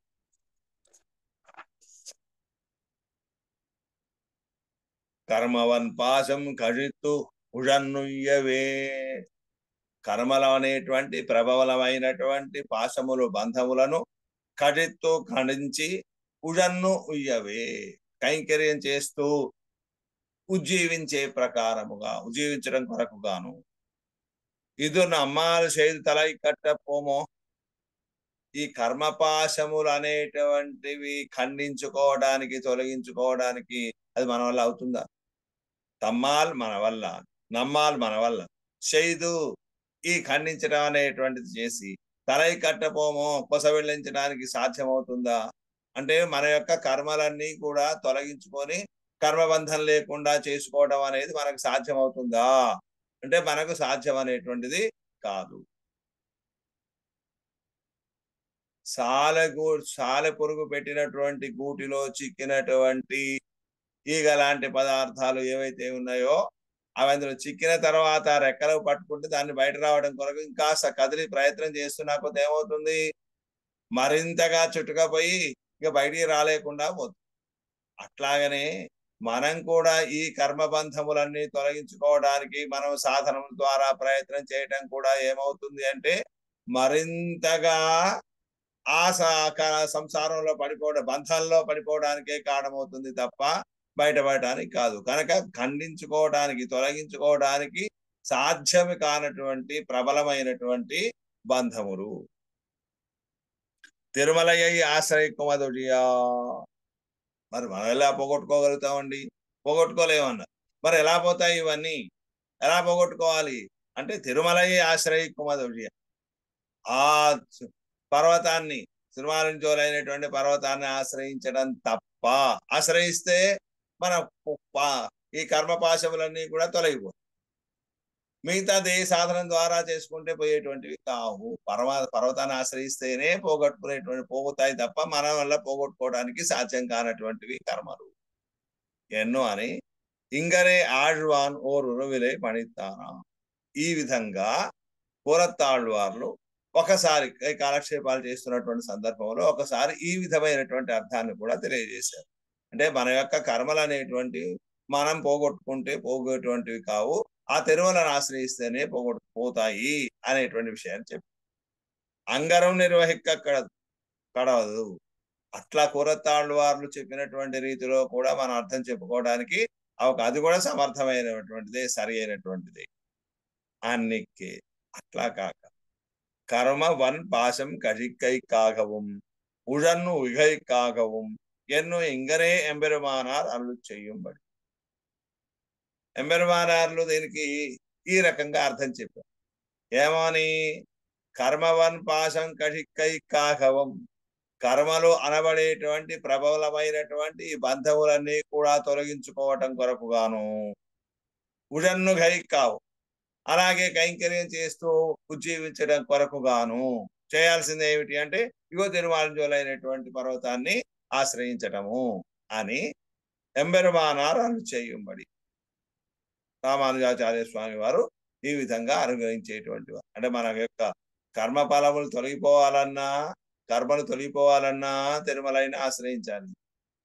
లేదు హాయిగా సుఖంగా ఉండాలి, ఆనందించాలి, కైంకర్యం చేస్తూ ఆనందించాలన్నా తిరుమలనే చేరుకోవాలి అని ఇట్లా రెండు రకాలుగా ఫలం కోసమైనా సాధనం కర్మపాశనం పోవడానికి సాధనమైనా కానీ రెండింటికి ఆ తిరుమాలింజోలై అనేటువంటిదే ప్రధానమైనటువంటిది అనే బెరుమానార్లు అనుగ్రహించారట. முராசுரன் அநேகமாயிரம் பாசங்களாலே தன்னை மறைய வரிந்து கொண்டிருந்தா போலீரே అవిద్యాదిగళాలే తన్నై మరయ వరిందు కొండిరుక్కుబడి.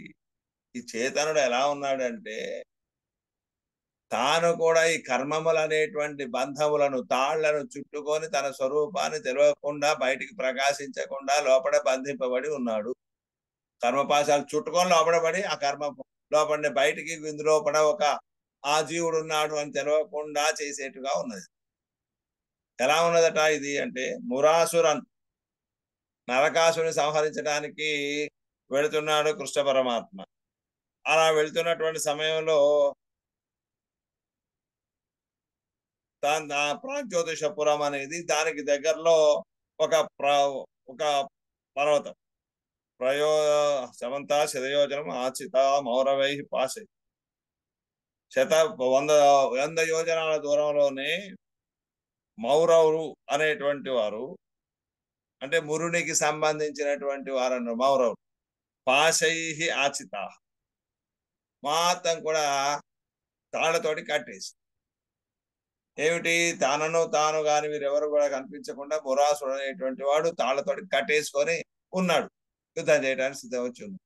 వీడిని సంహరించలేడు కదా, కనపడితే కదా సంహరించేది. అట్లాంటప్పుడు కృష్ణ పరమాత్మ ఏం చేశాడు, వారన్నిటినీ కూడా ఆ తాళ్ళన్నిటిని కూడా ఖండించేసి అందులోంచి వాడు బయటకు వచ్చిన తర్వాత వాడిని కూడా సంహరించాడు. మురారి కదా, పరమాత్మ మురుడు అనేటువంటి రాక్షసుని సంహరించిన వాడు కదా.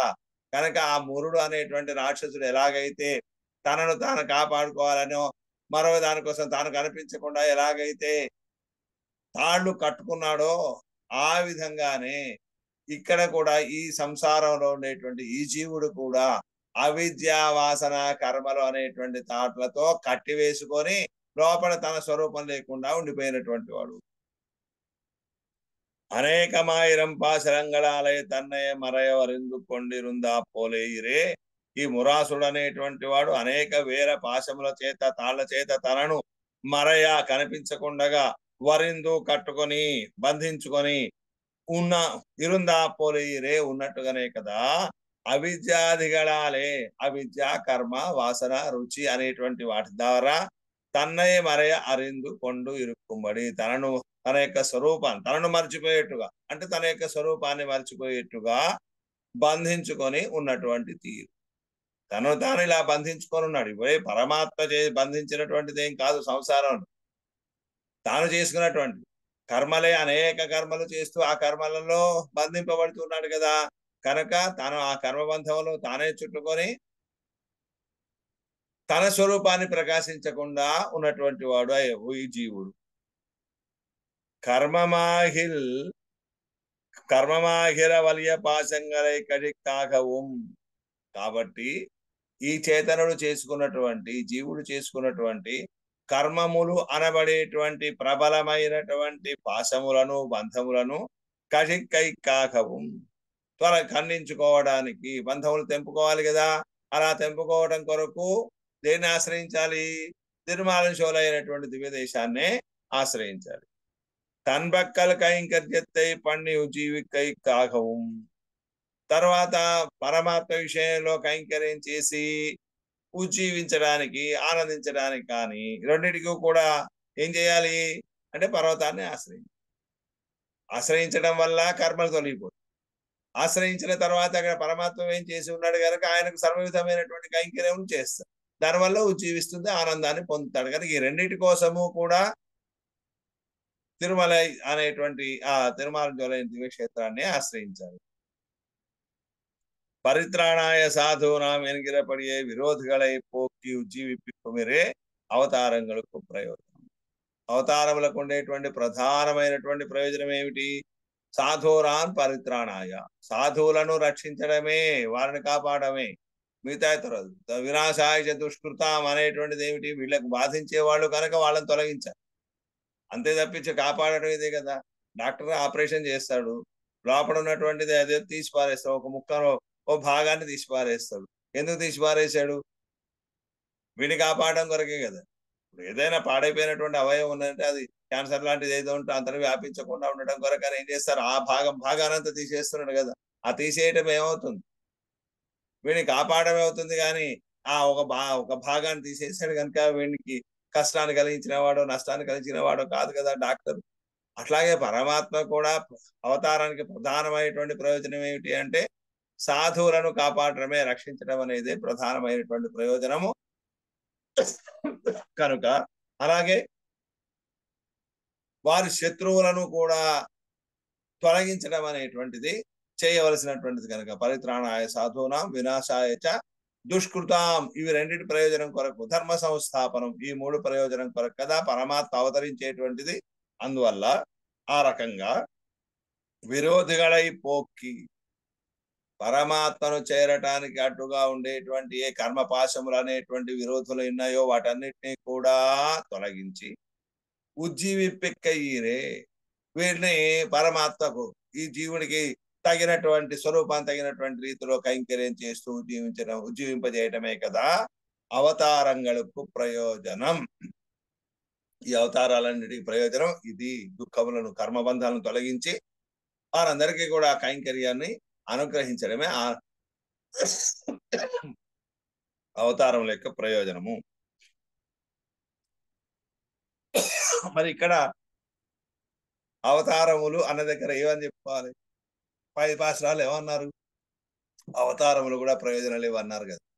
మళ్ళీ ఇక్కడ మళ్ళీ ఏమవుతున్నారు? అవతారములు అన్నారు కదా, పరిత్రాణ సాధునాం అనే దగ్గర అందుకోసానికి అవతరిస్తున్నాడు అన్నాం కదా. అంటే మరి ఇక్కడ ఏం చెప్పుకోవాలి? అవతారములు అని చెప్పుకోవాలంటే కాదు. ఇక్కడ వివక్ష ఏమిటి అంటే అర్చావతారం. ఇంత మనకు అర్చావతారము వివక్షితం.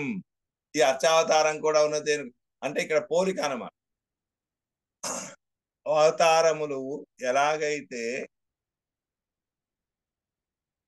విరోధులను తొలగించేసి సాధువులను కాపాడు కోసం ఎలాగైతే అవతారాలు వచ్చాయో ఆ విధంగానే ఈ అర్చావతారం కూడా పరమాత్మను ఆశ్రయించడానికి అడ్డుగా ఉండేటువంటి ఏ కర్మ పాశములు అనేటివి ఉన్నాయో వాటన్నిటినీ తొలగించడానికి, తన దగ్గర చేరి కైంకర్యం చేయడానికి తగినటువంటి రీతిలో ఈ అవతారం అనేటువంటిది ఉన్నది. అదే ప్రయోజనము అన్నమాట. ఈ అర్చావతారానికి ఉండేటువంటి ప్రయోజనం అది. పెరుమలై అడుతాన్ పీడురై పోయి. ఇలా ఈయన ఎట్లాంటి వాడు అంటే రక్షకుడు అయినటువంటి వాడు. ఆ రక్షకత్వాన్ని తెలియజేస్తున్నది. ఏమిటది? హరిజన సేదు ఆశ్రిత రక్షణం పండుమవన్. దుర్లభమైనటువంటి, ఎవరికి చేయడానికి సాధ్యం కానటువంటి కృత్యములను చేసి అయినా సరే ఆశ్రిత రక్షణం పండుమవన్, ఆశ్రితను రక్షించేటువంటి వాడు. గోపీ జన సంకులం అతీవార్థం ఎన్నో இளையரும் இழைச்சுகளும் நோவுபடா ஒரு மலையை எடுத்து நோக்கினவன் அந்த ஐశ్వర్యతోడే వందు నిశ్చయవాసం పండుగిర కోరి. కృష్ణావతారంలో ఉండేటువంటి స్వామి, ఆ కృష్ణావతారం కృష్ణస్వామియే ఇక్కడికో సుందరబాబు స్వామిగా వేంచేసి ఉన్నారు అంటే అక్కడ ఎలా రక్షించాడో ఇక్కడ అలాగే వీళ్ళని రక్షించడం కొరకు, గోపీ జనాన్ని రక్షించడం కొరకు గోవర్ధన పర్వతాన్ని ఆశ్రయించి గోవర్ధన పర్వతాన్ని ఎత్తేలా కాపాడి వాళ్ళ యొక్క దుఃఖాన్ని తొలగించేసి ఆనందాన్ని కలిగించాడో ఆ విధంగా ఈ అర్చారూపంగా ఈ సుందరబాబు స్వామి ఇక్కడ వేంచేసి ఉండి ఈ చేతనుల యొక్క దుఃఖాలను తొలగించి ఆనందాన్ని కలిగించేటువంటి వాడుగా ఉన్నాడు అని. గోపీ జన సంకులం అతీవ ఆర్తం. మిక్కిలి దుఃఖంతో ఉన్నటువంటి గోవులు, గోపాలకులు, గోపస్త్రీలు వీళ్ళందరినీ కూడా చూసి ఇడయரும் ఇరైచ్చుగళం నవ్వుపడ. దానికి అర్థం ఇడయரும் గొల్లలు, ఇడయిచ్చుగళం గోపస్త్రీలు. గోపీ జన అన్నారు కదా, గోపీ అన్నారు కదా, అందుకోసానికి ఇడయిచ్చిగడం అన్నారు. గోవులు, ఇడయరం గోపాలకులు, ఓరు మలయ్య ఎడుతూ వీరిద్దరు కూడా ఇంద్రుడు కురిపించేటువంటి వర్షం వల్ల మిక్కిలి బాధపడుతూ ఉండగా ఓరు మలయ్య ఎడుతూ నొక్కినవన్నీ, ఒక పర్వతాన్ని ఎత్తి కాపాడినటువంటి వాడు. ఆ వర్షం నుంచి, ఆ దుఃఖం నుంచి గోవర్ధన పర్వతాన్ని ఎత్తి రక్షించినటువంటి వాడు. అంద ఐశ్వర్యతోడే, ఆ ఐశ్వర్యంతో, ఐశ్వర్యం అంటే ఈశ్వరత్వం, ఈశ్వరత్వం అంటే రక్షకత్వము అన్నారు. ఆ గోపాకులను వాళ్ళ యొక్క దుఃఖాన్ని నుంచి కాపాడి రక్షించినటువంటి వాడు కదా. అలాగే ఆ స్వరూపంతో ఆ రక్షకుడ అనేటువంటి స్వరూపంతో వచ్చి నిత్య నివాసం పండుగ కోయిల్, ఇక్కడ ఇప్పుడు నిత్య నివాసం చేస్తూ ఉన్నటువంటి వాడు. ఆ గోవులకు, గోపాలకు వచ్చినటువంటి దుఃఖాన్ని తొలగించి ఆనందాన్ని ఎలా కలిగించాడో ఆ విధంగానే ఈ అర్చావతారంలో స్వామి వేంచేసి ఉండి ఆశ్రితుల యొక్క దుఃఖాలన్నీ తొలగించడం కొరకే వేంచేసి ఉన్నాడు. పెరుమలై, ఎంత పెద్ద పర్వతము! పెరుమలై ఎడుతానన్నారు కదా, పెద్ద పర్వతాన్ని ఎత్తాడు. మఠంలో ఉట్టి పర్వతాన్ని ఎత్తాడు. వాళ్ళ యొక్క రక్షణ కూర్చొని చెప్పారనమాట. గోపీ జనం అంతా కూడా బాధపడుతుంటే వాళ్ళు రక్షించడం కొరకు పర్వతాన్ని ఎత్తినటువంటి ఆ స్వామి ఇక్కడ వేంచేసి ఉన్నారు అని చెప్పి. మరి పెద్ద పర్వతం అన్నారు కదా, ఏమిటి అంటే పంచలక్ష కుడియుం నిజరలే దుంగలాంబడి రే మలయన్ పర. ఆ పర్వతాన్ని ఎత్తినప్పుడు గోపీ జనాన్ని కాపాడడానికి అది ఎంత పెద్ద పర్వతము అంటే పంచలక్షణం కుడియుం, 5 లక్షల ఇండ్లు ఉన్నాయటండి. గోపల్లెలు, రేపల్లె పేరు మాత్రం పల్లె, కానీ అక్కడ ఎన్ని ఉన్నాయి? 5 లక్షల ఇండ్లు ఉన్నాయి. 5 లక్షల ఇండ్లలో ఎంతమంది ఉండాలి? ఎంతమంది? కనీసం 4 వేసుకున్న 20 లక్షల మంది జనాలు కదా. అందరూ వచ్చారు కదా. ఇక్కడికి గోవర్ధన పర్వతం దగ్గరికి ఇంద్రోత్సవం చేయడానికి అందరూ కుటుంబంతో సహా వచ్చారు కదా. వారికి ఉండేటువంటి పశువులు, బండ్లు, పశువులు, స్త్రీలు, పిల్లలు అందరూ వచ్చారు కదా. ఇంత వైశాల్యం కలిగిన ఇంత సంఖ్యలో ఉన్నటువంటి వాళ్ళందరినీ కూడా ఒక్క చుక్క నీరు మీద పడకుండా కాపాడడానికి తగినటువంటి వైశాల్యం కలిగినటువంటి పర్వతము అది. 5,00,000 కొడియం 5,00,000 కొడియం వంశములను కూడా అంటే ఇండ్లలో ఉండేటువంటి వారు అని అర్థం. నిజరిలే ఉదంగలాంబడిరే, తన యొక్క నీడలో చేరి ఒదిగి ఉండతగినటువంటి ప్రకారంగా కదా మలయన్ పరపు, ఆ పర్వతం యొక్క వైశాల్యం. ఇంతమంది కూడా ఒక చుక్క నిలబడకుండా ఒదిగి ఉండడానికి తగినటువంటి వైశాల్యం కలిగినటువంటి పర్వతం కనుక పెద్ద పర్వతం. పెరుమలై ఎడుతాన్ పీడు ఉరై కోయి. పీడు అంటే పెరుమై ఆధిక్యత, అదావదు ఐశ్వర్యం అంటే ఏమిటి? పీడు అంటే గొప్పతనం ఉన్నారు, గొప్పతనం అంటే ఐశ్వర్యం. ఐశ్వర్యం అంటే ఏంటి? రక్షకత్వము, ఈశ్వర భావం. ఆపక్షకాత్వాదిగా ఈ ఐశ్వర్యం అంటే ఏమిటి? మళ్ళీ దానికి వివరణ ఇవన్నీ చెప్పారు. పీడు అంటే పెరుమై అని అర్థం చెప్పారు. పెరుమై అంటే అర్థం ఏమిటి అంటే ఐశ్వర్యం అన్నారు. ఐశ్వర్యం అంటే ఏమిటి అర్థము అంటే ఆపత్సకత్వాదిగల్, ఆపత్కాలంలో వచ్చి రక్షించడం అనేటువంటి గుణములు ఏవైతే అవన్నీ కూడా కలిగినటువంటి. ஒரு மலையை ஆதேயமாக கொண்டு ரட்சித்தவன் ஒரு மலையை ఆధారமாக கொண்டு రక్షిక్క నిరికిరవిడ. దానికి తిరిగి సంబంధాన్ని చెప్తుంది. ఎట్లా అంటే ஒரு மலையை ఆధేయமாக கொண்டு రక్షిత్తవన్, ఆధారము ఆధేయము. ఆధేయము అంటే ఆధారపడి ఉన్న వస్తువు, ఆధారము ఆ వస్తువును ధరించి ఉండేటువంటిది. ఇప్పుడు పుస్తకం ఉన్నదనుకోండి, టేబుల్ ఉన్నదనుకోండి, టేబుల్ మీద పుస్తకం పెట్టుకున్నాం అనుకోండి, అప్పుడు ఏదవుతుంది? టేబుల్ అనేదేమో ఆధారం అవుతుంది, పుస్తకం ఏమో ఆధేయము అవుతుంది. అక్కడ పర్వతం ఆధారమా ఆధేయమా అంటే పర్వతం ఆధేయం. ఎందుకు ఆధేయమైంది అంటే కృష్ణుని యొక్క గోటి పైన నిలబడి ఉన్నది, ఎత్తాడు కదా. ఇప్పుడు ఈ పర్వతానికి ఆధారం ఏమిటి? కృష్ణ పరమాత్మ యొక్క చిటికెన వేలే కదా ఆధారమైంది. కనుక ఇప్పుడు అది ఆదాయము, పర్వతమేమో ఆధేయము, పరమాత్మ యొక్క చిటికెన వేలేమో ఆధారము. కనుక తాను ఆధారముగా ఉండి ఆధేయమైనటువంటి గోవర్ధన పర్వతాన్ని ఎత్తి రక్షించి, ఇక ఇప్పుడు ఇక్కడ ఎలా ఉన్నాడంటే ఆ ఒక పర్వతాన్ని ఆధారంగా చేసుకొని ఉన్నాడు. ఇప్పుడు పర్వతం మీద తానున్నాడు అన్నమాట. తిరుమాంజోలైలో ఉన్నటువంటిది అదే కదా స్వామి. కనుక పర్వతం మీద తానుండి రక్షిస్తున్నాడు. అప్పుడేమో పర్వతము తన మీద ఉండి పెట్టుకొని రక్షించినటువంటి వాడు అని అర్థం అనమాట. ఓరు మలయ్యి, ఒక పర్వతాన్ని ఆధేయమాగ కొండు, ఆధేయముగా అంటే దాన్ని ధరించి ఉండి రక్షిత్తవని రక్షించినటువంటి వాడు గోపాలకులను. ఓరుమలయ్యి ఆధారమాగ కొండు, ఒక పర్వతాన్ని ఇప్పుడు తనకు ఆధారంగా చేసుకొని రక్షిక్కరని నిర్విడం, రక్షించడానికి నిలిచి ఉన్నటువంటి ప్రదేశము ఈ తిరుమాలంజోలై. పశుక్కలకు ఇళయర్కు రక్షక నాగయ్యాల్ వద్ద ఐశ్వర్యంతో వర్తిక్కిర కోగిల్. పశువులకును గోవులకు రక్షక నాగయ్యాల్, రక్షకుడు అవుట చేత వచ్చినటువంటి ఐశ్వర్యంతో వర్తిక్కిర కోయిల్, తన యొక్క ఈశ్వరత్వాన్ని రక్షకత్వం అనేటువంటి విషయంతో చే ప్రకారంగా వేంచేసి ఉన్నటువంటి ప్రదేశము. వரும் అజైతవడం మారుంచోలై సంపద్వహంత సలిలాధిపారం బలాకినో వారిధరా నదంత మహత్సు శృంగేషు మహీధరాణం విశ్రమ్య పురప్రయాంతి ఎనిగిరపడియే శూర్పెండుగలు శూరమేరుమా పోలే ఆయిత్తు మేఘంగలు సంచరిప్పదు. ఈ పర్వతాల పైన మేఘాలు ఎలా సంచరిస్తున్నాయట అంటే గర్భిణీ స్త్రీలు పర్వతాన్ని అధిరోహిస్తూ ఉన్నప్పుడు ఎలాగైతే మెల్లమెల్లగా పాకుతూ అధిరోహిస్తారో ఆ విధంగా ఈ మేఘాలన్నీ కూడా ఆ పర్వతాన్ని అలా అధిరోహిస్తున్నాయట. ఇలా ఉంటుందా అంటే దానికి ఉదాహరణ రామాయణంలో చూపిస్తున్నారు. మా పాంచావతి పర్వతం పైన ఆ గుహలో స్వామి వేంచేసినటువంటి సందర్భంలో వర్షాకాలం వర్ష ఋతువును వర్ణిస్తూ చెప్తున్నారు. ఏమని? సముద్వహంత సలిలాతి భారం, ఆ మేఘములు అన్ని కూడా సలిలా సముద్వంత, అతి భారం సలిలా సముద్వంత, మికిలి బరువైనటువంటి అంటే నీటిని బాగా కలిగి ఉండటం చేత బరువైతుంది కదా, ఆ సలిల భారంతో ఉన్నటువంటివి.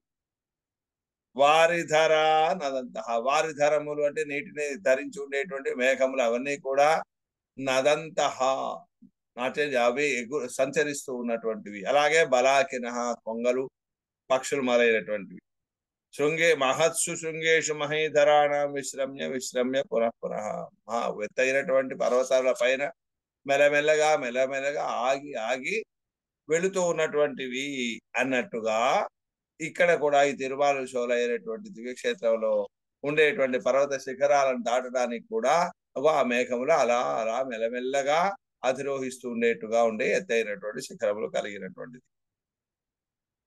ఊర్కు ఇరండాయిత్తు మఠై, ఈ ఇక్కడ ఈ ఊరికి, ఈ తిరుమల అనేటువంటి పట్టణానికి 2 వర్షములు ఉన్నాయట. నిన్న నిన్న విడత్తిరే నిన్ను వర్షిప్పదు ఒరుమేఘము, పోదు పోవదు వరదాయిరుపదు ఒరుమేఘం. ఒక దగ్గర నిలిచి ఉండి వర్షించేటువంటి మేఘం ఒకటి, పోతూ వస్తూ వర్షించేటువంటి మేఘం ఒకటి. ఇక్కడ ఏమో నిలిచి ఉండేటువంటి మేఘం ఏమిటి, మేఘవనుడైనటువంటి మేఘం వంటి స్వభావం కలిగినటువంటి స్వామి నిలిచి దయా కృప అనేటువంటి వర్షాన్ని కురిపిస్తున్నటువంటి వాడు. ఆ మేఘాలేమో వస్తూ పోతూ నీటిని కురిపిస్తున్నటువంటిది కనుక ఇక్కడ 2 మేఘములు ఉన్నవి. పుయల్ మడే వండరే నీరెదిరే, కనుక వర్షించేటువంటి మేఘం అని అన్నారు కదా ఆ పరమాత్మని కూడా. అలాంటి స్వభావం కలిగిన వాడని పరమాత్మని చెప్పారు కనుక ఇక్కడ పరమాత్మ ఒక మేఘము, ఆ వచ్చిపోయేటువంటి ఆ మేఘములు 1 2. మాలినం శోలయ్య ఆఖిర తిరుమలయ్య ఆశ్రయక్తం ఇదువే, ఆ స్వామి వేంచేసి ఉండేటువంటి మాలినం శోలై, వైశాల్యము ఎత్తైనటువంటివి, వైశాల్యము కలిగినటువంటి తోటలతో నిండి ఉన్నటువంటి ఆ తిరుమలను ఆశ్రయించడం అనేది దిరం దిరం పడవదు, ఇది చేయదగినటువంటిది కృత్యము ఇదే. మాలిం శోలయ్యుడై తాను తిరుమలయ్య అన్నదాడు.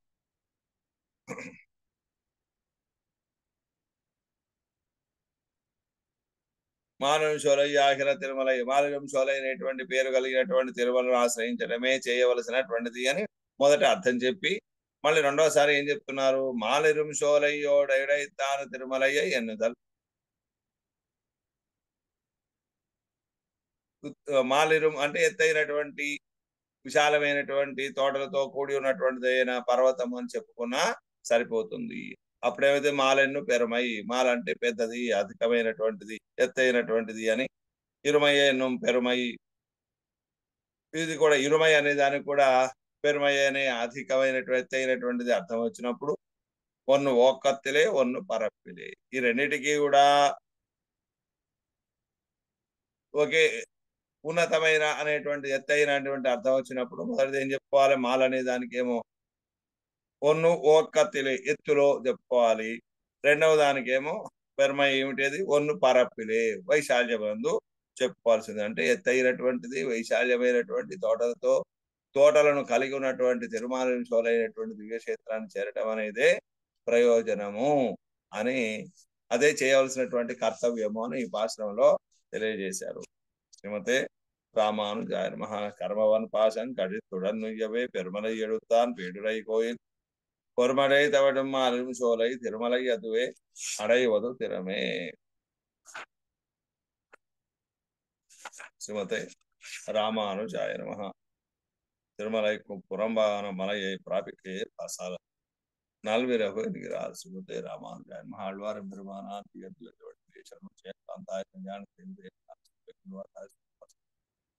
మంగళాశాస్త్ర పర్యాచార్య పురోగమే సర్వేశ్వరి ఆచార్య సంప్రదాయ మంగళం దేవేశ పూర్ణాథన గోవిందం పూర్ణాథైన సహగురు కేశంద్ర సింధువేంద్ర మాలా దుర్గామనార్య మామా భాషనాథంత్రోపనాథం శ్రీ నామలంతా குருமாலாதரர் கொள்கை பிறா கண்பாமிதிராசர் கோவிந்தர் பூரேஸ்வர் பட்டர் வேதாந்தம் நெருக்கண்ணர் கண்புடைய நம்பிள்ளை உரிய மாதவர் பராபரிவர்களால் தேவபெருமாள் கைக்கொண்டிருந்தவரை ஆழ்வார் பதங்கள் முன்பெண்ணூர் சேர்ந்தவை. நமோஸ்து தேவராச்சாரியா ஜெய சித்ரகிராம நிவாசனே ராமாஞ்சாரிய தாசாரணே நம ஸ்ரீ சரணாதாய குண்டி நகர்மனை பிரசாதலப்த பரம பிராப்தி கைங்கரி சரணே ஸ்ரீ சரீர தயாபாத்திர பிரணம் வந்தே ரமேஜா மாதா முனிமா ஆழ்வார் பெருமானார் ஜெய श्रीमन्नारायण। శ్రీ జానకీరమణ దేశిక పాదభక్తం దివ్యసూక్తి సరసామృత చిత్తవృత్తిం శ్రీ నారసింహ పరిపూర్ణ కృపైక పాత్రం శ్రీ శ్రీనివాసు గురువర్యం అహం ప్రపద్యే అడియనేక దాసోహరి అడిగిన దాసోహం స్వామి. అమ్మా అడిగిన దాసోహం స్వామి. అమ్మా దాస్ తిరిగి మళ్ళీ రేపటి కాలక్షేపంలో కలుసు. స్వస్తి.